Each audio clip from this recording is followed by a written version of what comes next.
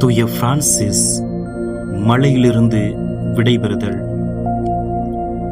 தான் தனித்திருந்த நாட்களில் தன் சகோதரர்கள் தன்னை காட்டிக் கொடுத்து விட்டதாகவே பிரான்சிஸ் கலங்கி நின்றார். இயக்கத்தில் பிளவுகள், உடல் நோய், 5 காயங்கள் போன்றவை அவரை மாறி மாறி வாட்டி எடுத்தன. புனித மிக்கேல் அதிதூதர் விழா வந்தபோது அவரின் தவமும் முடிவுக்கு வந்தது.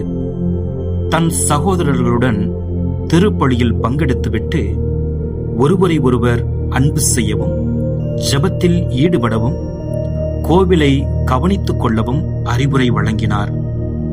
இந்த புனித மலையில் பொறுப்புள்ளவர்களை மட்டுமே தலைவர்களாக நியமித்து அங்கு நிறைந்துள்ள கடவுள் அருளை கவனமாய் பாதுகாக்க மஸ்ஸேயோவை பணித்தார்.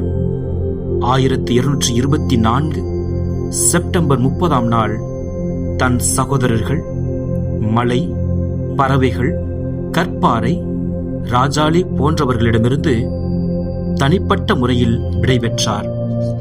இனிமேல் உங்களை காண வாய்ப்பு கிடைக்காது என்று எண்ணி கண்ணீர் வடித்தார்.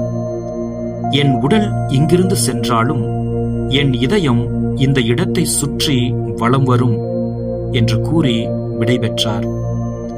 அவரால் நடக்க இயலாமையால் லியோவின் துணையோடு அசிசிக்கு திரும்பினார். லவெர்னா மலையை பார்க்கக்கூடிய இறுதி சிகரத்தை அடைந்ததும் கழுதையை விட்டு இறங்கி மலைக்கு நன்றி செலுத்தினார். மலையை ஆசீர்வதித்து அதனிடமிருந்து விடைபெற்றார்.